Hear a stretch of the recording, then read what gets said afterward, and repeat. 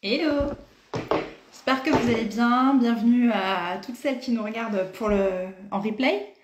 Je vais attendre juste que Safia arrive. Je vous laisse le temps de vous connecter tranquillement, de nous rejoindre.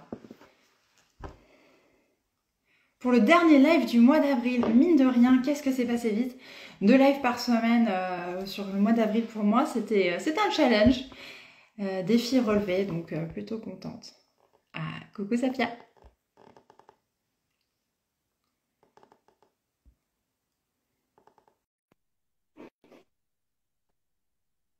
Normalement, ça devrait être bon. Yes! Laura, comment ça va? Salut, ça va et toi?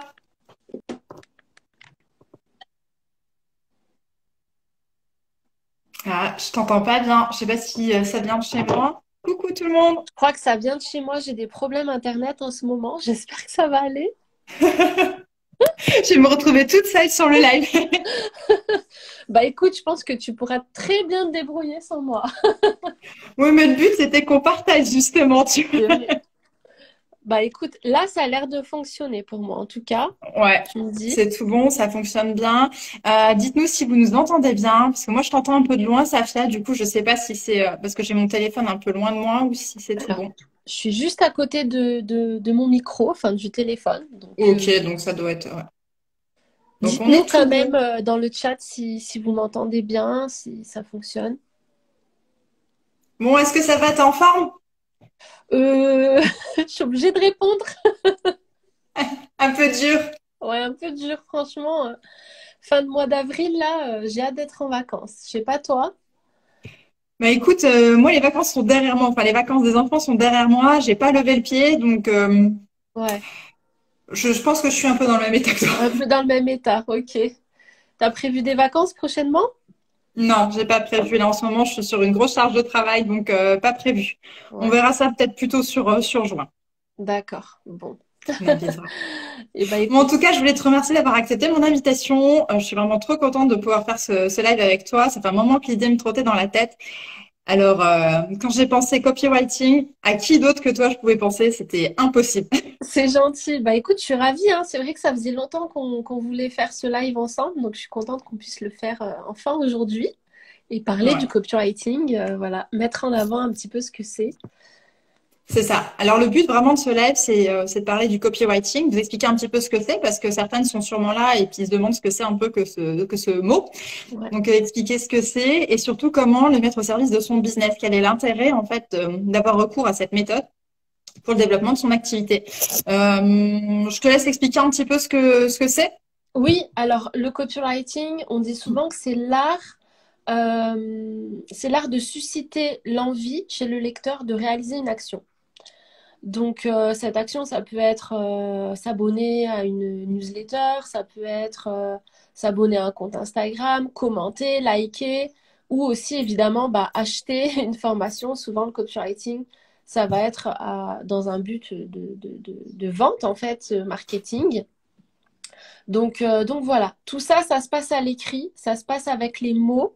Mais en fait, on peut se servir aussi du copywriting à l'oral parce que quand on maîtrise les compétences de copywriting, on se rend compte que les structures et la façon d'amener les choses pour être persuasif, bah, tu peux t'en servir ensuite dans ton quotidien, même quand tu es en story face cam. C'est un super outil en fait qui permet de se mettre à la place de l'autre pour le comprendre et savoir comment amener les choses pour susciter son intérêt en fait. Mm. Tu vois, toi, tu as envie de lui partager un message, tu as envie bah, ou de lui proposer un produit, mais ça peut être aussi tout simplement l'éveiller, l'éduquer sur un point. Comment est-ce que tu peux faire pour susciter son intérêt? Et du coup, forcément, tu vas t'intéresser à lui en premier pour essayer de comprendre bah, ce qu'il vit, quelles sont ses difficultés, quels sont ses désirs, ses motivations, qu'est-ce qui fait son quotidien et à quoi il aspire pour ensuite ben, essayer de coller un petit peu à ses désirs et à ses besoins. Ok, on est bien d'accord. la base quand tu veux faire du copywriting, c'est d'identifier un peu ta cible pour vraiment savoir qui Ouais, elle est, quelles sont ses problématiques. Ça va même un peu au-delà. Enfin, ma vision des choses, ouais. tu me diras si pour toi c'est pareil, mais ça va même au-delà. C'est un peu connaître aussi ses mots, ses expressions pour de manière à ce que quand tu rédiges, c'est d'essayer de reprendre un peu ces termes pour vraiment que ça lui parle et que ça lui fasse tilt. C'est exactement ça. T'as tout dit. En fait, c'est vraiment le comprendre par cœur, même encore mieux qu'il se connaît lui-même, limite. Et oui, et ne pas hésiter à réutiliser son vocabulaire pour que quand il nous lit, ben, tout de suite, ça lui parle, quoi. Qu'il se dit, ah ouais, cette personne, elle me comprend, elle sait exactement ben, ce que je ressens, ce que je pense. Et quand tu utilises le verbatim, le vocabulaire bah, de ton client idéal, forcément, ça le touche, tu vois. Il y a une connexion, en fait, qui se fait, tu Oui. vois, émotionnelle, quoi. Tu crées un lien en fait, il se Tu sent un crées un peu lien. plus proche parce que Voilà, si tu utilises un vocabulaire qui lui parle, il va se dire bah, elle est comme moi, elle comprend c'est ça. vraiment, donc si elle me propose ça, c'est que vraiment c'est fait pour moi en gros. Exactement, t'as tout dit. Et dis-moi, aujourd'hui par rapport au copywriting, donc toi c'est clairement ta zone d'expertise, hein. Tu en as fait ton business et tes clientes en fait, tu les accompagnes sur tout type de support ou enfin comment que tu fonctionnes?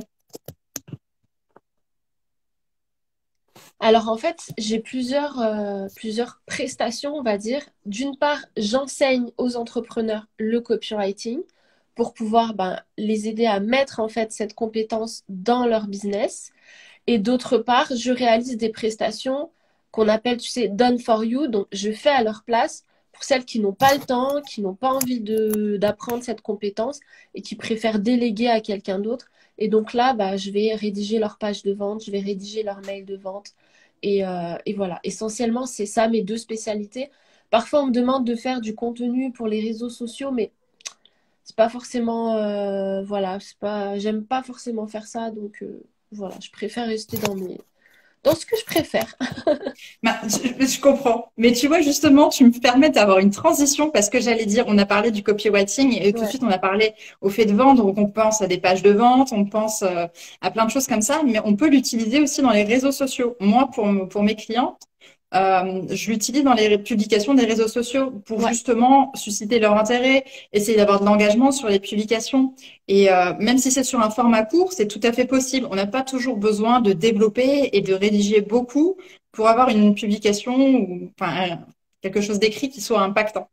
complètement. En fait, le copywriting, tu peux t'en servir, oui, même dans des posts très courts, en fait.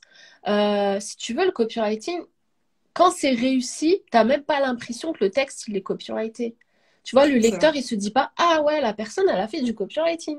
Non, Non, mais au je pense qu'il y a contraire. personne qui s'est jamais dit ça. Voilà, au contraire, c'est tout le contraire. Il faut que la personne n'ait pas l'impression voilà, que t'aies fait ça avec des compétences de copywriting, que ça paraisse tellement fluide et naturel finalement Oui. que, Je prends voilà. toujours, tu sais, le cliché du marchand de tapis. Ça fait Ouais, pas marchand de tapis. T'es pas là pour essayer de vendre. exactement. En fait, tu l'amènes.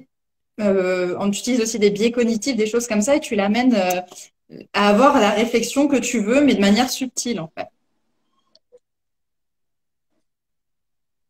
Complètement. Complètement. Et ça, c'est souvent une erreur qu'on fait quand on débute en copywriting, c'est que on apprend des choses et on a l'impression qu'il faut en mettre le maximum pour que, tu vois, ça ait des résultats et que ça ait de l'impact. Oui. Alors qu'en fait, c'est tout le contraire. Après, avec l'expérience, tu te rends compte que less is more, en fait. Moins tu essaies d'en faire des tonnes et plus ça fonctionne parce que ça paraît vraiment bah, naturel, fluide et ton lecteur n'a pas l'impression que tu es un gros, enfin, tu vois, marchand de tapis là qui arrive avec ses Oui, gros sabots et qui essaie de lui vendre un truc. c'est ça. Ouais, C'est la manière, en fait, dont tu amènes la chose qui fait que ce sera efficace. complètement. En fait, c'est l'argumentaire, comment tu fais pour que ton lecteur en face, il ait cette réflexion qui va faire que il va y avoir comme une révélation, tu vois, où la personne va se dire, ah ouais, effectivement, ce qu'elle dit, c'est pertinent, ça me parle, et oui, en fait, ça me donne envie d'aller plus loin, tout Hmm. simplement. C'est pas, de toute façon, tu sais, hein, les meilleurs vendeurs, c'est pas les vendeurs vont te dire, faut absolument que tu achètes ce produit, il est génial. Non, c'est le vendeur qui va simplement t'accompagner dans ta réflexion, te faire voir Ouais. les points positifs, les bénéfices que le produit peut t'apporter et laisser la personne se faire sa propre Bien réflexion sûr. jusqu'à avoir envie d'acheter le produit, quoi. Mm, mm. Non, c'est vrai. De toute façon, il faut que la réflexion vienne d'elle-même parce que c'est là où l'achat se fera plus naturellement et sans forcing, la personne sera plus à l'aise. Et puis, Voilà. c'est une manière aussi indirecte de fidéliser du coup. Parce que si la personne, elle se sent bien, elle n'hésitera pas à revenir vers toi. Alors que s'il y a un petit peu de forcing, c'est un peu Ouais. pushy, il y a pas de chance, enfin, il y a très peu de chances pour que la personne revienne par la suite aussi. Ah oui, complètement. C'est très très pertinent ce que tu dis et c'est pour ça que je disais que quand on commence en copywriting, voilà, on a envie de tout mettre, on a envie de... Enfin voilà, on veut faire des ventes, donc parfois on fait des On donne tout ce promesses. qu'on a. Voilà, on J'ai donne ça, tout j'ai ce ça, qu'on j'ai ça, et a. puis je peux faire ça. Des fois, on fait des promesses même un petit peu au-delà comment dire, un peu mensongères, tu vois. On essaye Oui. d'exagérer le truc en se disant, bah, c'est ça qui va donner envie aux gens d'acheter.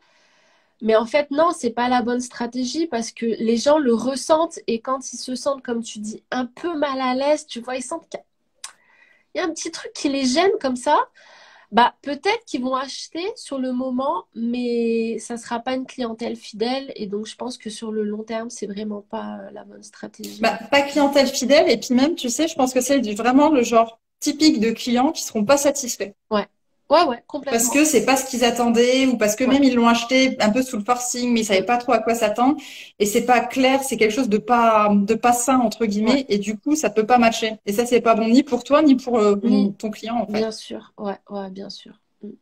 On a NutriEquilibre qui nous demande, quand on débute dans son entreprise, comment connaître parfaitement son client idéal alors qu'on n'a pas encore de clientèle. Alors, moi, je pars du principe qu'on peut toujours espérer. Tu as forcément, en fonction de ton produit, défini euh, une cible, que ce soit Mm. les hommes, les femmes, une certaine tranche d'âge, etc. Le tout, c'est vraiment d'essayer de définir au maximum euh, ta cible, ses habitudes, sa problématique, surtout sa problématique. Je sais qu'il y a des personnes qui sont partisanes de pas trop donner dans les personas, mais moi je trouve que tu te poses une fois dessus et plus Mm. tu développes, plus tu as d'informations, plus tu peux aller puiser dedans par la suite pour ta ligne éditoriale, pour tes publications, pour tes phrasés, etc. Donc je pense que tu peux très bien le faire sur du fictif au départ et après réajuster. De toute façon, les Ouais, personas vont évoluer en fonction de toi, en fonction de ton business. Donc il faut pas hésiter à les retravailler de temps en temps, juste ouais. pour voir si c'est toujours à jour. Je sais pas ce que tu en penses. Bah, t'as tout dit, Aurore. Moi, je suis pour, oui, évidemment, quand tu démarres, que tu t'as zéro donné, tu es obligé de partir sur quelque chose de fictif. Donc, tu vas imaginer ton client idéal. Donc, si possible, bah, le client avec qui tu as envie de travailler, ça, c'est hyper important. Mais après, rien ne t'empêche de mener des enquêtes, d'aller au contact de ta clientèle cible, de lui poser des questions. Pourquoi pas proposer des coachings gratuits? Moi, c'est souvent ce que j'ai fait quand je débutais, c'est je proposais des coachings gratuits au téléphone. Ça me permettait de discuter comme ça pendant une heure et demie avec ma clientèle idéale et mieux comprendre ses problématiques, mieux comprendre C'est une ses bonne idée, ça. motivations. Et ça, franchement, c'est pépite. Quand tu es au téléphone avec ta cliente idéale, bah, c'est là, enfin, en fait, ça te donne des raccourcis monstres parce que plutôt que d'être dans l'expectative, pardon, de te dire, ouais, je pense que elle est comme ça, ouais, je pense que son problème, c'est ça. Bah non, là, tu as T'as quelqu'un du de concret. réel C'est en vrai. face de toi voilà, qui te parle, qui te donne des anecdotes et du coup, tu peux aussi noter justement, comme on le disait, le vocabulaire les expressions de la personne, comment elle, est-ce qu'elle définit, comment elle décrit son problème. Parce que nous, on a une façon de décrire le problème de notre client idéal, mais lui ne le C'est propre décrit à nous. peut-être pas de la même façon. Ouais, et ça, c'est Mm. hyper important. Tu vois, l'angle, en fait, sous lequel lui, il voit son problème, parfois, c'est différent de ce que nous, on imagine. Et donc, voilà, C'est les vrai. coachings gratuits, les études de marché, tu peux tout simplement proposer, je sais pas, dans des groupes Facebook, par exemple, expliquer que tu fais une étude de marché, que t'aimerais bien comment dire, interroger certaines personnes et celles qui sont d'accord, ben, leur proposer un appel. Souvent, les personnes sont, quand tu expliques en fait ta démarche, elles sont, elles se laissent facilement, enfin, tu vois, elles proposent en fait d'elles-mêmes, ça leur fait plaisir de t'aider Mm. et puis en plus, bon, ben, potentiellement, tu vas les aider. Donc, elles sont Oui, tu vas quand ravies même si tu... transmettre quelque chose, donc elles ont à y Voilà, gagner aussi. exactement. Donc, ouais, Il y c'est une a, bonne solution. il y a Sandrine aussi, astucier Savonnerie, qui dit que c'est facile en face à face, mais à l'écrit, c'est compliqué. Est-ce que tu as des astuces pour faciliter un peu la rédaction? Ouais, alors bah déjà la première chose que je dis souvent, c'est d'oublier ce qu'on a appris à l'école, les méthodes de rédaction qu'on a appris à l'école, et simplement écrire comme si on avait un dialogue avec notre client idéal, comme si on l'avait en face de nous. Qu'est-ce qu'on lui dirait si on devait le convaincre, entre guillemets, de faire quelque chose? Qu'est-ce qu'on lui dirait? Et simplement de l'écrire. Donc Mhm. forcément, ça va être un dialogue comment dire, à sens unique, mais vraiment s'imaginer, tu vois, l'interpeller, lui poser des questions, ne pas hésiter à faire des phrases courtes et à ne pas, tu sais, comment dire, vraiment écrire comme on parle, c'est-à-dire tu vas pas dire je ne voudrais pas, non, en français, quand tu parles à l'oral, tu n'as pas le même langage que quand tu Non. écris. Enfin voilà. Donc, il faut vraiment ne pas avoir peur d'utiliser ce langage-là parce que ça va beaucoup plus parler à ton client, à ton lecteur. Et puis aussi, ça va te permettre d'utiliser beaucoup plus comment dire, de l'interpeller. C'est-à-dire, tu vas beaucoup plus utiliser les tu, les vous, si tu vous vois et tu vas pas être dans les on, nous, qui font très impersonnels et qui font que ton texte a assez peu d'impact finalement. Mm. Donc voilà, s'imaginer parler directement avec la personne, écrire comme tu parles, l'interpeller avec des tu plus que de je, parce que tu es là pour lui parler de lui et non pas de Oui. toi. Après, ça va être aussi, ben, comme on disait, en utilisant ses expressions, les expressions qu'il utilise au quotidien, comment est-ce que lui décrit son problème. Ça va être également en ajoutant ce qu'on appelle les power words, que tu dois connaître, Aurore. Donc, Oui. c'est des petits mots comme ça qui mettent un petit peu plus de peps dans ton texte, qui mettent impact. En fait, c'est souvent des superlatifs ou des adjectifs voilà, assez forts. Et Quoi qu'il faut d'autre? ressortir des émotions aussi, hein, si je me Ouais, trompe pas. c'est ça, c'est ça. Qui font ressentir plus d'émotions. Ouais, après, il y a des structures qu'on apprend en copywriting. Donc, tu dois connaître la formule AIDA, la formule PAS, donc problème, Mm. aggravation, solution. Ce sont des structures, en fait, qui vont te permettre d'amener ton message de manière cohérente et pertinente, de sorte que quand le lecteur te lit, si tu veux, il y a un fil conducteur et c'est fluide. Tu vois, c'est comme ben, en français, en rédaction, tu commences introduction, développement, conclusion. Bah, c'est un peu la même chose en fait en C'est copywriting. pareil. Voilà. C'est comment tu vas amener les choses, comment tu vas amener le message pour qu'il soit bien entendu, bien compris par ton lecteur et qu'il ait finalement de l'impact, suffisamment d'impact en tout cas pour lui donner envie de passer à l'action. Et avec ou sans emoji? Ah bah ça c'est propre à chacun. Moi j'aime bien mettre des emojis. Je trouve que ça fait un petit peu plus, tu vois, léger quoi. Voilà. C'est moins formel, je trouve, c'est plus Voilà. sympa. Voilà, ça fait moins formel. Et puis souvent, quand tu as un bloc de texte, il y a des emojis, ça met un peu de couleur, ça met un peu en forme. Je préfère aussi avec. Voilà, c'est plus agréable à lire en fait. On est habitué maintenant à ça. Donc ouais, pourquoi pas. Moi j'en mets. Après c'est vraiment propre à chacun. C'est personnel quoi, on C'est va dire. pareil. J'ai une petite question pour toi. On parle de storytelling et Ouais, de copywriting. Des fois, les personnes font la liaison entre les deux. On est bien ouais, d'accord, c'est complètement différent, ouais. mais l'un n'empêche pas l'autre. En fait, c'est pas di- c'est différent, mais c'est complémentaire. C'est En ça. copywriting, tu dois être capable ben, d'utiliser le storytelling et le storytelling fait partie en fait de- du copywriting quoi. C'est vraiment deux choses complémentaires. Donc le storytelling, c'est comment tu racontes une histoire, donc ou ton histoire ou l'histoire de ton client idéal pour qu'il se reconnaisse et que ça suscite des émotions en lui. En fait, les histoires ont ce truc qui fait que enfin, en fait, c'est vraiment inscrit dans notre ADN en tant qu'être humain. On adore les histoires. Dès qu'on nous raconte une histoire, on est transporté. Pourquoi? Mm. Parce qu'en fait, notre cerveau se fait des images mentales. Et en fait, tu connais sûrement les neurones miroirs. En fait, on a des neurones miroirs qui font que quand on nous raconte une histoire, notre cerveau n'arrive pas à faire la différence entre la fiction et la réalité, ce qui fait que on va ressentir la même intensité d'émotion lorsqu'on nous raconte l'histoire d'une personne que si on vivait l'histoire nous-mêmes, en fait. Oui. Tu vois, notre cerveau n'arrive pas à faire cette différence et c'est ce qui fait que le storytelling est hyper puissant parce que ton cerveau se met directement en mode émotionnel, quoi. Il ressent les mêmes émotions que le héros. Il arrive à se projeter, à se mettre à sa place, en fait. C'est de l'empathie. C'est ça. Et c'est ce qui fait que ça fonctionne, en fait. Ça connecte directement avec ton lecteur. Mm. Mais bon, oui, moi je pensais comme toi. Pour moi, il faut utiliser les deux et Mm. comme toi, ils sont complémentaires parce que l'un ne Ouais, va pas sans l'autre quelque part. ouais, Puisque si tu utilises que du storytelling, ça veut dire que quelque part, t'as pas d'argument de vente, t'as pas ouais, l'intention de convertir, c'est comme si tu n'avais pas d'objectif à travers les messages que tu envoies. La ouais. partie copywriting, elle vient vraiment se greffer là-dessus pour te permettre de convertir dans tes C'est démarches. ça.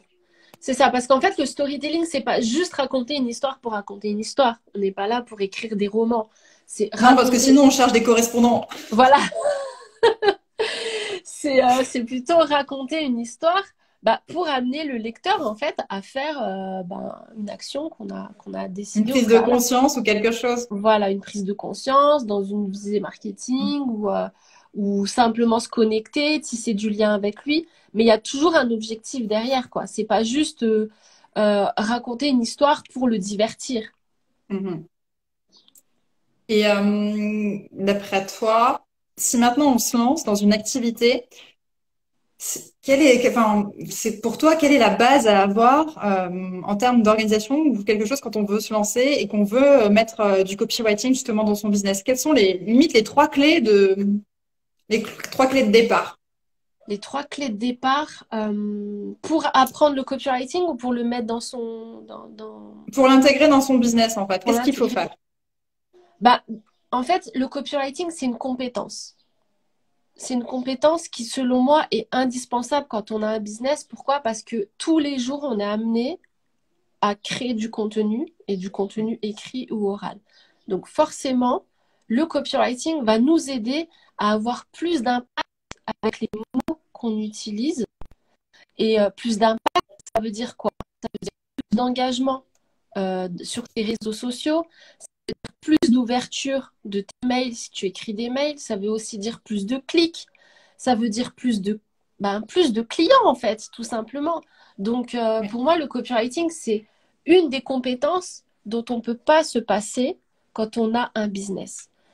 Euh, En fait, c'est où toi, tu l'utilises dans ton quotidien et donc forcément, ça va être important pour toi de maîtriser cette compétence. Ou alors, il faut que tu puisses déléguer euh, toute cette partie-là à un professionnel qui maîtrise cette compétence. Mais dans les deux Mhm. cas, selon moi, tu peux pas passer tu peux pas te passer, pardon, de cette compétence. Voilà, je sais Mais pas ce tu que tu en vois, penses, toi. j'aime bien que tu dis ça parce que j'ai des clientes qui viennent me voir parfois et elles me disent je comprends pas. Je fais des publications, je suis Ouais, régulière, mais j'ai pas, il y a rien qui se passe, j'ai pas de nouveaux abonnés, j'ai pas de nouveaux ouais, clients. Mais je pense que justement, publier sur les réseaux sociaux, tout le monde sait faire. Tout ouais. le monde est capable d'écrire deux, trois lignes, de mettre une photo, il n'y a pas de problème avec ça. En dehors de l'optimisation de la publication, je pense que si on n'utilise pas le Mm. copywriting dans ces publications, il n'y a pas de conversion parce il n'y a pas d'appel à l'action derrière. Il y a pas, la publication, elle n'a pas d'impact. Et c'est C'est une ça, publication qui, en fait, est un peu froide c'est et ça. et du coup, c'est pour ça aussi qu'il n'y a pas de résultat. Et c'est pourquoi, comme tu dis, soit on se forme et on fait, soit on Mhm, essaie de déléguer ça mhm. et pour que ce soit bien fait, qu'il y ait au moins un retour derrière. Parce que sinon, on perd son temps et puis, une petite baisse d'énergie Complètement, aussi. On est déçu, complètement. on se démotive et c'est dommage. C'est dommage, ouais. Pour moi, c'est vraiment de la... Enfin, oui, en fait, quand tu produis du contenu, mais tu n'as pas cette compétence, c'est de la perte de temps. Mm. Parce que comme tu dis, tu n'as pas d'impact, tu n'as pas de like, tu n'as pas d'engagement. Donc forcément, l'algorithme ben, enfin, voilà, te met un petit peu en arrière. Et du coup, ben, en fait, tu passes du temps à produire du contenu qui n'est pas lu.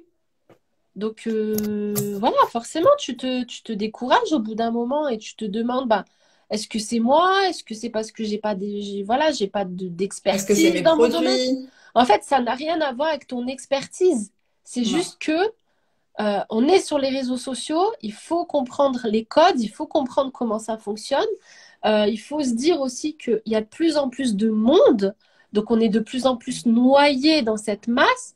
Et si on veut sortir un petit peu du lot, que les gens, comment dire, se rappellent de nous, il faut qu'on soit capable de créer des émotions lorsqu'on écrit, faire en sorte qu'ils se reconnaissent dans nos contenus, que ça leur parle et que ça les intéresse aussi, parce que c'est ça aussi le copywriting. Comme je disais, c'est comment est-ce que tu vas intéresser ton lecteur.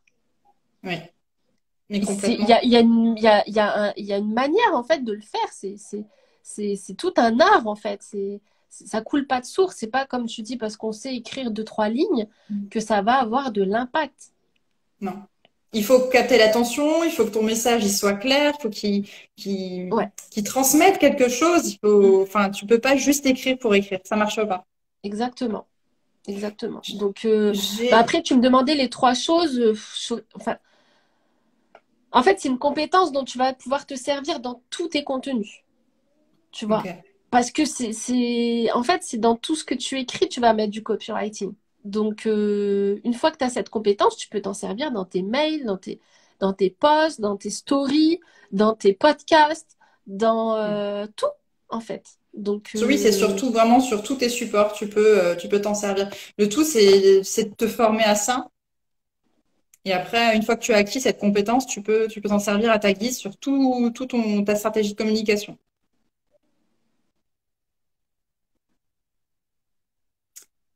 Je crois qu'on a perdu Safia, sa charge. En attendant, j'ai Lala, Dalm, ouais, pardon, je qui t'entends me plus. dit comment déléguer lorsqu'on débute. Alors, comment déléguer lorsqu'on débute?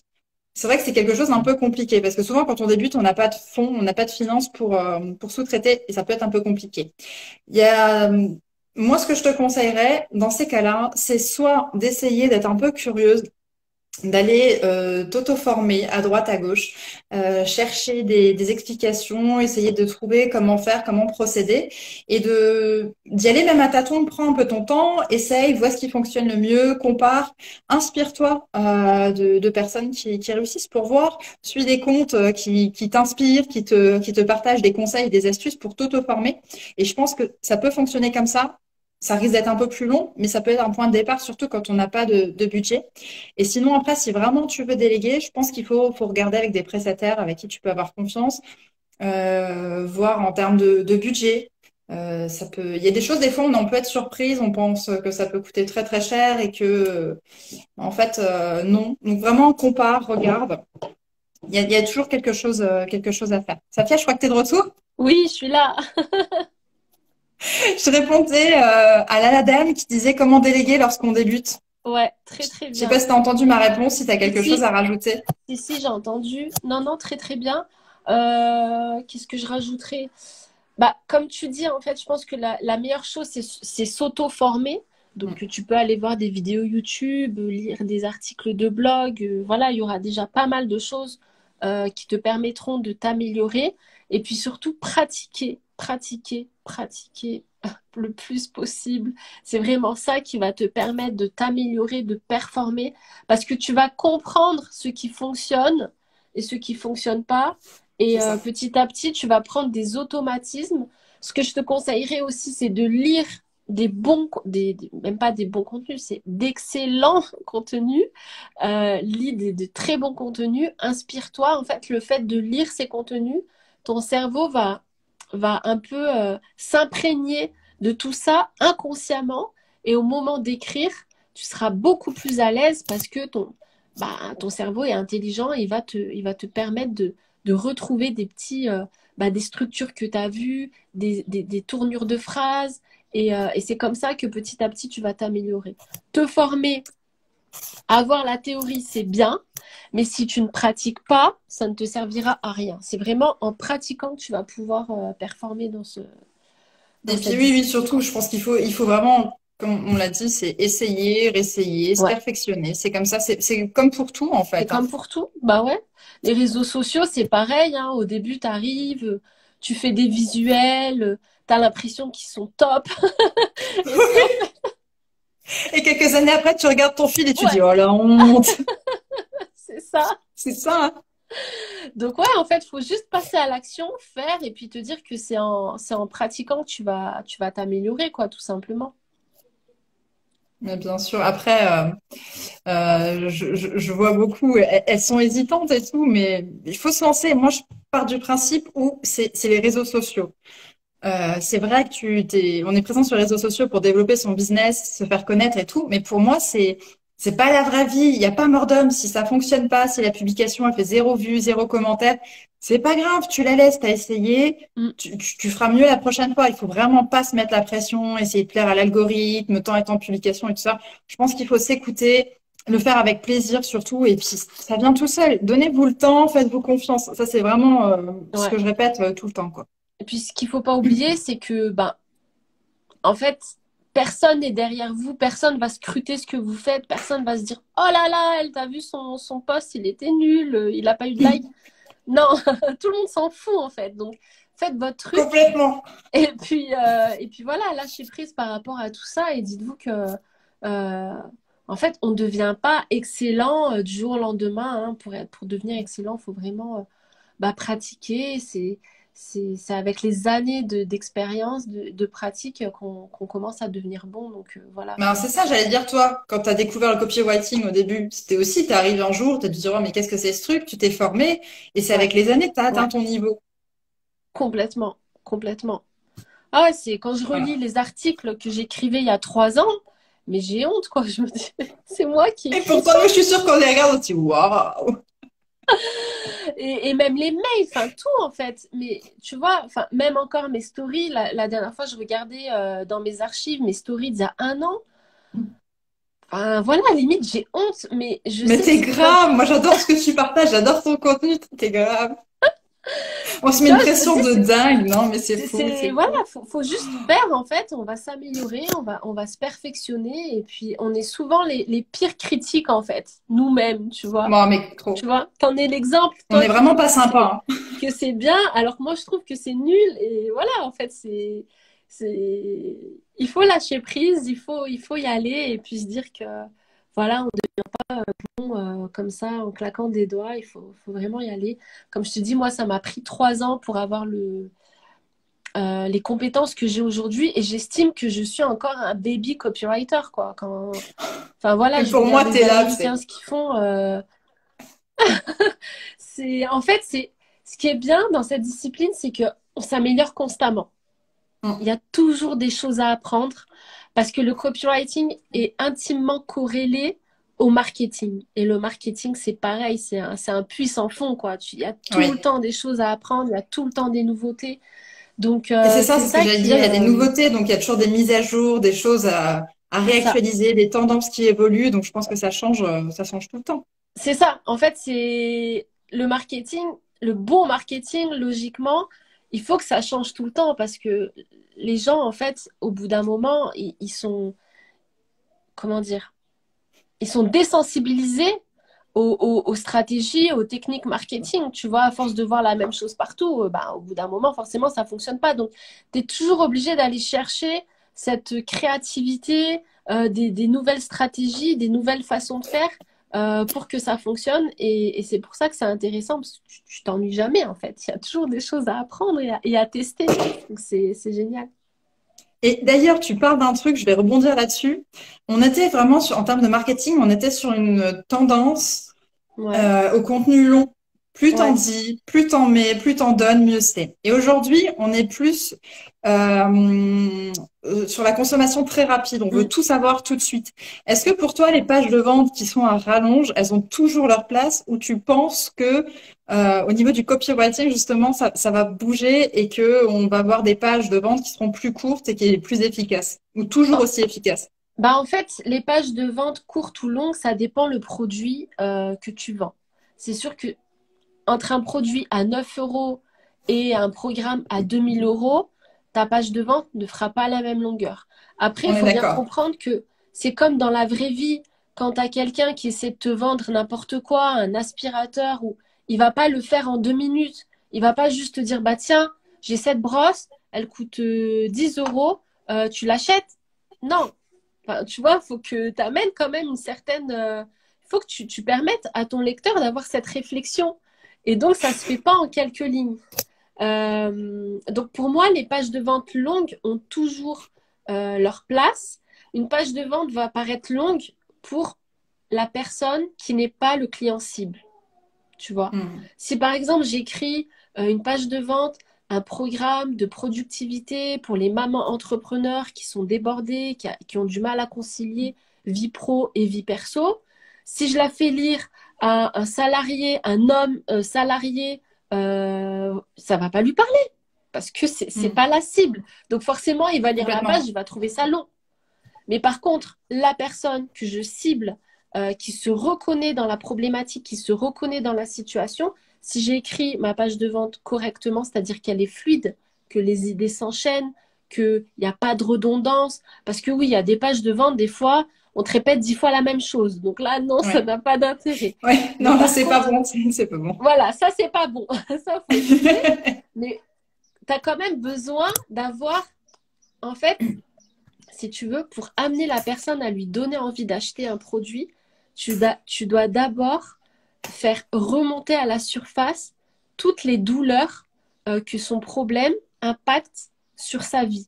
Parce que sinon, tu le sais, on est des êtres humains, on a tendance à procrastiner, même si on a des problèmes, ben, on est dans notre zone un peu de confort, tu vois, notre cerveau n'a Oui. pas envie de sortir forcément de cette situation, même si c'est une situation problématique.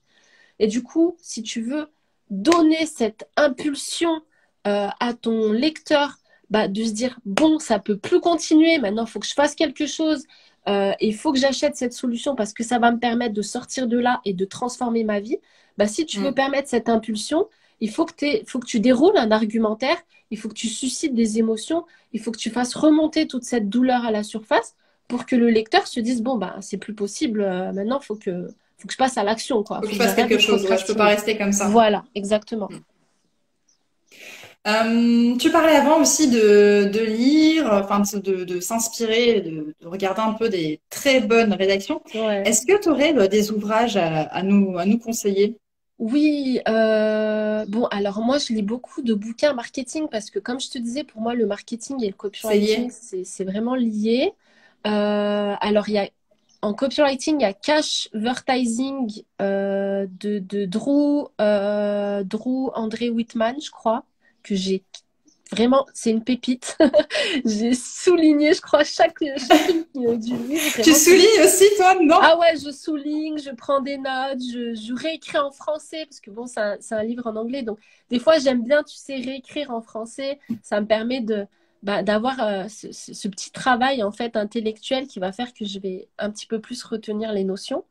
Donc, il y Oui. a Cashvertising, il y a Influence et manipulation qu'on ne présente plus de Robert Cialdini et qui partage en fait des expériences de psychologie sociale ou comment est-ce que tu peux influencer les gens ben, à travers en fait les biais cognitifs qu'on a tous. Hum. Donc, que tu dois connaître, Aurore, hein, Oui. les biais le biais d'autorité, le biais de cohérence, le biais de rareté. Enfin voilà, il y a toutes sortes de biais cognitifs qu'on a tous. En fait, les biais cognitifs, ce sont des sortes de raccourcis que notre cerveau prend pour gagner du temps et de l'énergie. Parce qu'en fait, on a tellement d'informations dans notre quotidien. S'il fallait qu'on analyse chaque information parvient pendant 1 heure pour se dire, bon, alors, qu'est-ce que je fais là? On s'en sortirait pas. Du coup, notre cerveau,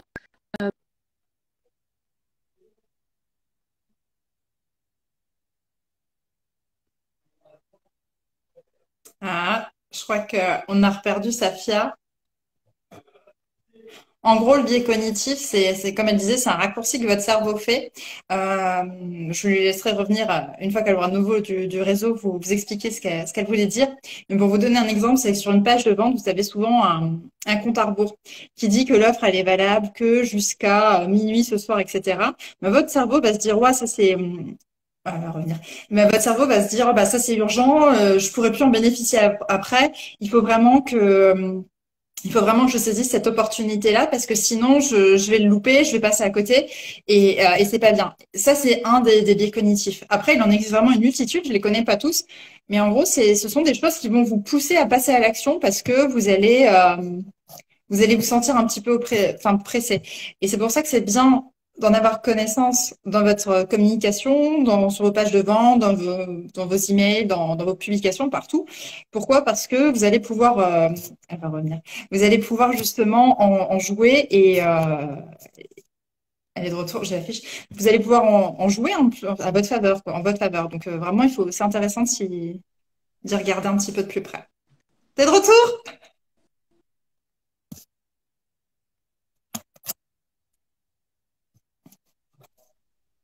Bon, elle a pas l'air de, je pense qu'elle a un problème de connexion. Ouais, je suis de retour, tu m'entends? Yeah! Je vois que tu as très bien géré. Bah écoute, j'allais pas laisser un blanc. Mais tu as très Non, très j'ai bien donné un géré. exemple, je sais pas si tu as entendu, mais j'ai donné un exemple avec le petit compteur, notamment sur les pages de vente, des choses comme Ouais, ça. ouais, ouais. Ouais, ça Mais c'est après, hyper je te puissant. laisse terminer ta définition, je pense qu'elle sera beaucoup plus complète que la mienne.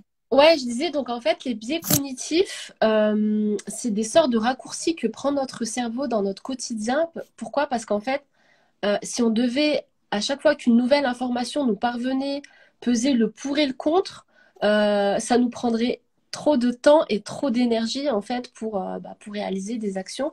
Du coup, notre cerveau s'appuie sur nos expériences passées et sur notre environnement pour prendre des décisions, donc des raccourcis en fait. Et du coup, ben, ces raccourcis peuvent être biaisés, inadaptés en fait par rapport à la situation. Tu vois, et donc en fait, les biais cognitifs, c'est ça. C'est des raccourcis qui sont, qui nous permettent d'aller plus vite dans notre prise de décision, mais du coup, qui sont pas toujours adaptés. Donc là, par Oui, exemple, tu parlais du biais de rareté. En fait, le biais de rareté, c'est très simple. C'est on est des êtres humains. Tout ce qui est rare nous paraît plus désirable quand quelque chose est en abondance, qu'on peut l'obtenir facilement, ça a beaucoup moins d'intérêt pour nous et c'est lié à la peur de perdre quelque chose. On a peur que quelque chose nous file entre les doigts et c'est pour ça que les comptes à rebours, c'est quelque chose d'extrêmement puissant. Euh, voilà, on je n'est viens pas tous d'avoir, pour, hein. Ouais, je viens d'avoir un truc, tu sais à quoi ça m'a fait penser ce que tu viens de dire, pour donner un exemple. non? Les pots de Nutella, tu sais, au début du Ouais. confinement. Ah ouais? On s'en fiche en général du Nutella, mais là, il n'y en Ouais, avait plus beaucoup, ou les rouleaux de ouais, papier toilette. Bah, tout le monde s'est jeté dessus. ouais. Bah, C'est c'est ça. pareil. C'est exactement ça. C'est exactement ça.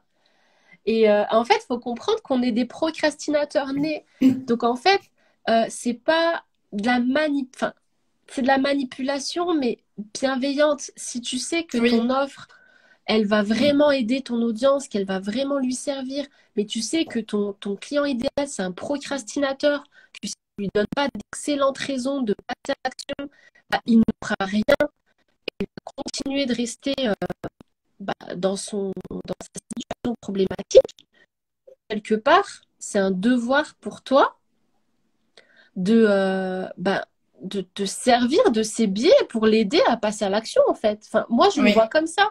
Tu vois, Mm. personnellement, je le fais dans cette intention-là parce que je sais que si je mets pas un compte à rebours, si je mets pas en avant que mon offre est limitée ou ce genre de choses, bah, les gens vont procrastiner. Ils vont se dire, bon, bah, Mm. je prendrai dans 3 mois, dans 6 mois. C'est vrai. Voilà. Et c'est dommage, en fait. Ça leur fait perdre du temps, finalement. Mm. Mais après, il faut faire attention parce que nous, on parle de tout ça, mais avec en toute honnêteté, Ouais, avec bienveillance. Mais vous avez des personnes justement qui se servent de tout ça mais qui n'ont pas forcément de bonnes intentions Ouais, derrière. Enfin, moi, j'ai déjà vu des pages de vente où, quand on dit que, tu disais avant qu'il faut montrer un petit peu les choses qui font mal, mais c'est encore de manière ouais, gentille. Il y en a qui creusent vraiment trop profond, et moi, tu vois, avec ça, je cautionne pas. Je trouve que ça va ouais, trop loin et c'est pas correct non plus. ouais. Oui, le but, c'est pas de faire culpabiliser les gens, mais simplement de leur faire prendre conscience de l'impact que ce problème a sur leur vie. Parce qu'en fait, tu sais, quand on a un problème depuis plusieurs semaines, plusieurs mois, voire plusieurs années, au bout d'un moment, finalement, on s'est habitué et on n'arrive plus à voir en fait tout ce que ça cause, Mm. enfin toutes les conséquences que ça a sur notre vie. Et du coup, c'est simplement leur faire prendre conscience de tout ça pour leur donner envie de changer en fait. Mais c'est pas appuyer, remuer le couteau dans la plaie pour faire culpabiliser les gens en mode, tu sais, comme certains coachs business, si t'investis pas, c'est que t'es nul, c'est que t'y arriveras Ouais. jamais et c'est que tu seras toujours un loser. Non, c'est vraiment pas ça l'objectif. J'ai Fatizen qui demande comment faire du storytelling quand on ne souhaite pas se montrer ni trop parler de soi. Bah, en fait, t'es pas obligé de te montrer pour faire du storytelling, hein. Moi, j'ai déjà fait du storytelling, je me montre pas. C'est simplement raconter ton histoire, mais tu vas pas raconter toute ton histoire. C'est à toi après de choisir les éléments qui te semblent pertinents. Bah après, il faut quand même, voilà, faut quand même donner un petit peu de ta, comment dire, de ta vie personnelle, de ton intimité, parce que c'est ça le but en fait.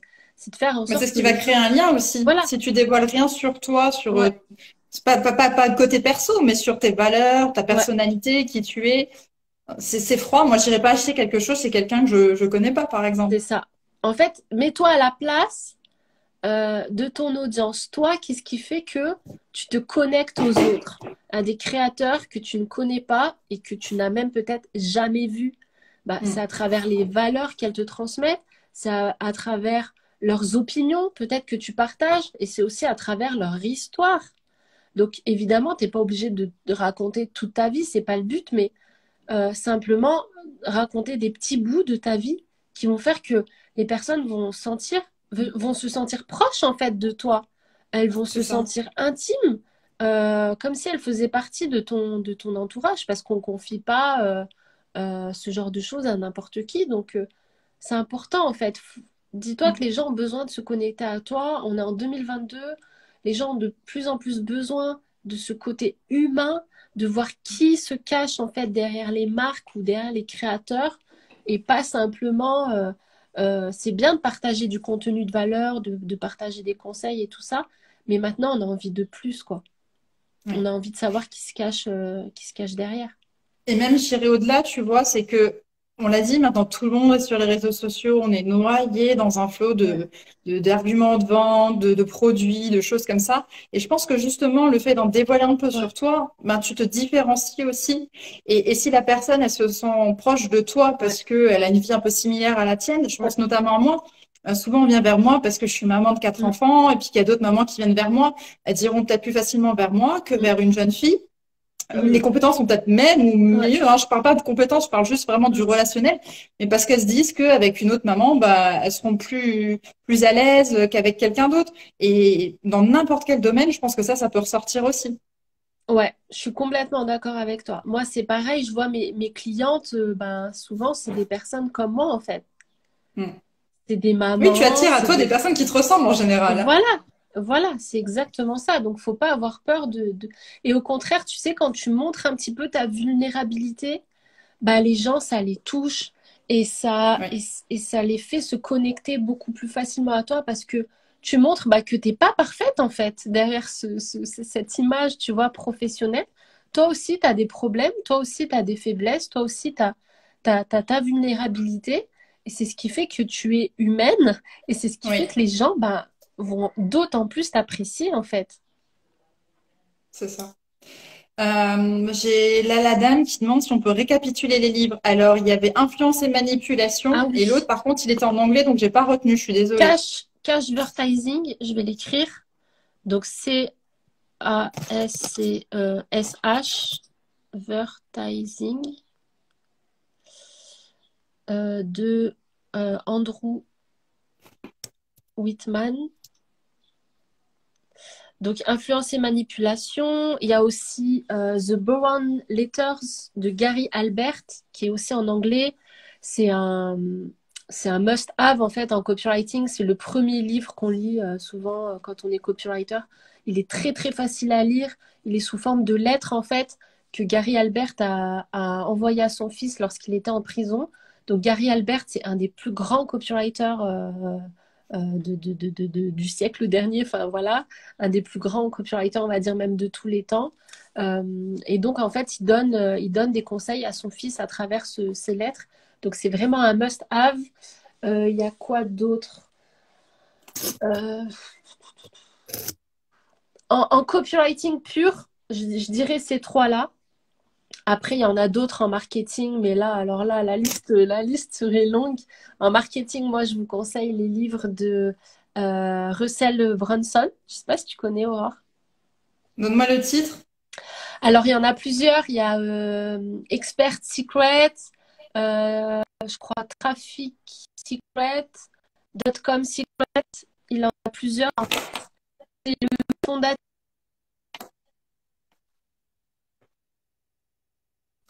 Moi, en fait, j'ai toujours du mal à retenir les noms des auteurs. Je suis plus sur les noms des ouvrages. C'est un peu comme les chansons. Je connais les titres ou je connais les paroles, mais je connais pas le nom. Oui, mais je suis un peu comme toi, la dame. Je suis pas trop. Alors, l'anglais, moi, j'arrive à me débrouiller un petit peu comme ça, mais après, pour lire un livre en anglais, j'arriverai pas. Justement, ce que j'allais dire, je voulais demander à Sophia si elle avait des ouvrages en copywriting, mais en français. Ah, je pense qu'elle a un problème de réseau encore. Après, en marketing, il en existe plusieurs, hein, mais dédié au copywriting, ça, je pourrais pas, je sais pas. Justement, j'aurais bien aimé savoir. Est-ce que vous avez encore des questions par rapport au copywriting, par rapport à tout ça? Sandrine Sucy, j'ai vu passer un message, j'ai plus accès maintenant, mais j'ai vu qu'avant, tu disais que c'était pas facile de lier sa marque à tout ça. Tu t'entendais quoi par là? Pour voir un petit peu. Attends, je reviens dessus. Influence et manipulation. Oui, c'était ça. Et Sandrine, j'avais vu. Associer sa marque à ce type de pratique, c'est pas toujours facile. T'entendais quoi par là? Ah, mais oui, clairement, il faudrait que Safia, elle en écrive un. On va lui suggérer l'idée. Si elle revient, on lui suggère, parce que franchement, moi, je voudrais bien. Elle a tellement, euh, Elle a tellement à dire sur le sujet, je suis sûre. D'ailleurs, franchement, si vous voulez vous inspirer en copywriting, si vous voulez vous former, elle est pas là, elle m'entendra pas. J'ai pas de part de marché, j'ai rien, mais allez voir ce qu'elle fait et orientez-vous vers elle. C'est juste génial. Elle est de retour. Croisons les doigts. Par rapport au chrono. Alors, c'est vrai, c'est une pratique qui t'embête de mettre le chrono sur ta page de vente ou des choses comme ça? Ça te met une petite pression? Safia, t'es là? Ouais, je suis là. On a dit qu'il faudrait que tu écrives un livre parce qu'on veut les lire en français. Ouais, bah franchement, c'est un goal, hein, c'est un objectif à atteindre, j'espère un jour, hein, écoute, avec plaisir. J'espère que j'en aurai l'occasion. Bah, nous, on n'attend que ça, hein, parce qu'on disait justement C'était gentil. des ouvrages en français sur le thème, c'est pas évident, hein. Ouais, il y en a pas beaucoup. S'il y a un copywriter qui a écrit un livre, alors j'ai oublié le titre, je me rappelle juste de la couverture, elle est jaune et il s'appelle Selim quelque chose. On m'en a dit du bien, après je l'ai pas lu. Je crois que c'est un des seuls livres en français hein, sur le copywriting, malheureusement. Mais je pense que ça va venir hein, dans les années là qui C'est arrivent. quelque chose de quand même assez récent, donc je Ouais, pense que ça va se mettre en place. Il y a des personnes qui vont se démarquer et qui vont ouais, faire ça. Donc ouais, toi, ouais. tu peux commencer la rédaction, hein. T'es dans le timing, là. Je crois que je vais me lancer là. Je vais me lancer. Vous mettez trop la pression là. Je vais y aller. Allez-y, lancez des cœurs, comme ça elle se lance, elle se motive. Ah oui, je me mets la pression pour pour associer une marque à du marketing Ouais. agressif. Tu sais, vendre et faire du marketing, pour moi, ça n'a pas besoin d'être agressif, t'as pas besoin d'être pushy dans ce que tu Mm. fais. Quand tu fais une publication pour ton produit, si tu veux la vendre, si ton objectif c'est de la vendre, il faut qu'on voit ton produit dans l'utilisation. Ah, il y a plein de cartes, ça, puis attention, c'est pour toi ça. Ah, Il faut qu'on voit ton produit dans l'utilisation, il faut que tu aies un argument qui soit en utilisant le copywriting. Et c'est pas poussé, c'est pas forcé. C'est subtil, c'est juste amener la personne à avoir une réflexion et à se rendre compte qu'en fait, elle a besoin de ton produit pour résoudre une de ses problématiques. Et c'est vraiment pas du forcing si tu le fais comme ça. après, t'es pas obligé de mettre aussi des comptes à rebours de partout, hein. Non. Tu vois, il y en a qui les mettent tout en haut de la page, ils en mettent dans les mails. Non, tu peux. Enfin, moi, personnellement, je mets le compte à rebours juste au niveau du bouton d'appel à l'action pour bien faire comprendre. Parce que souvent, en fait, je fais des promotions. Quand je lance une offre, je fais une promotion. Donc, c'est simplement pour bien que la personne comprenne que cette promotion est limitée dans le temps, en fait. Et pas qu'elle se dise une semaine après, qu'elle m'envoie un DM pour me dire, ah bah je voulais acheter ton offre, mais j'ai vu que c'était fermé. Ou bah, j'ai vu que le prix avait augmenté. Bah Oui, oui, je l'ai dit plusieurs fois. Donc le compte à rebours va venir juste bah, rappeler ce truc-là. Et donc je le mets juste au niveau du bouton d'appel à l'action. Et les boutons d'appel à l'action, c'est pareil, tu n'es pas obligé d'en mettre 20 sur ta page de vente. Moi, personnellement, j'en mets juste deux ou trois à la fin. mmh, Et puis c'est tout, quoi. Si les personnes sont intéressées, elles vont scroller jusqu'en bas et puis elles vont cliquer. ça suffit, bien Ça sûr. suffit, voilà. Autre chose à rajouter, Safia? Ben écoute, ça a été vraiment voilà, un super live. J'ai adoré parler de tout ça avec toi. C'était super intéressant et je pense que bah, ça a dû en éclairer plus d'une sur ce qui était le copywriting. Je pense, Je oui.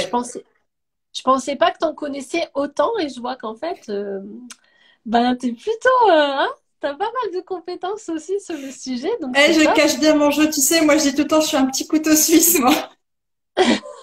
Mais c'est bien parce que comme on disait, quand on est sur les réseaux sociaux, quand on est amené à créer du contenu, je pense que c'est indispensable si on veut sortir du lot ou même si on est amené à rédiger pour nos clients. Oui, Bah voilà, si on veut amener quelque chose d'encore plus qualitatif, bah vraiment, c'est une compétence. En fait, ce qui est génial avec le copywriting, c'est qu'une fois que tu l'as appris, ça va te servir à vie. Donc, c'est ça. autant tout de C'est pas suite mettre perdu, tu vas en tirer profit cette corde encore à et ton arc. encore. Voilà, exactement. Mais écoute, merci beaucoup en tout cas pour cet échange, ça m'a vraiment fait plaisir de pouvoir enfin faire ce live. Et puis comme tu dis, même moi, hein, j'ai encore appris des choses, je trouve que c'était super intéressant et à mon avis, toutes celles qui étaient avec nous ont eu des petites étincelles là, il y a des petites idées qui sont ouvertes dans leur tête. Je suis sûre que elles vont être motivées cet après-midi. J'espère. J'espère. Mais en tout cas, si vous avez des Ok, questions, n'hésitez pas à venir nous voir en privé. On répondra avec plaisir. c'est ce que j'allais dire, n'hésitez pas. Et puis pour celles qui veulent voir et revoir le live, je vais le partager sur mon fil d'actualité, comme ça vous aurez toutes les infos. Donc Super. vraiment au plaisir de pouvoir échanger avec chacune d'entre vous. Et de rien pour les conseils, c'était vraiment avec plaisir. Bon bah Safia, on attend ton livre, hein. Je vais m'y mettre là, dès cet après-midi. Prochain live avec Safia, la promo de son livre. Mais attention, pas trop pushy. Pas trop pushy. Non, non, mais il n'y a pas de pushy avec moi. Enfin, en tout cas, j'ai pas l'impression. Oui, je fais du marketing, je me sers du marketing, mais je pense que, en fait, mes valeurs de bienveillance transparaissent quand même dans ma façon de communiquer. Donc voilà. Mais de toute façon, si c'est une valeur que tu as toi, qui est naturellement présente chez toi, elle le sera dans ton contenu, dans ce que tu rédiges, dans ce Ouais, que tu fais. Tu peux pas, je pense que si tu es vraiment dans la bienveillance, tu peux pas faire quelque chose de trop forcing parce que ça te complètement. correspond pas, en fait. Ouais, ouais, complètement. Je suis complètement d'accord. Bah, merci à toi, Aurore, hein, pour m'avoir invitée. C'était vraiment un plaisir. Et, Avec euh, plaisir. et voilà, j'espère que ça aura été utile. Et voilà, bah, pourquoi pas une prochaine fois, hein. Si Ah tu as ben, envie, quand tu je serai veux. là avec plaisir. Avec plaisir. Merci à toutes. Bon après-midi. Bon week-end! Salut les Bon filles! week-end. Salut! Bye.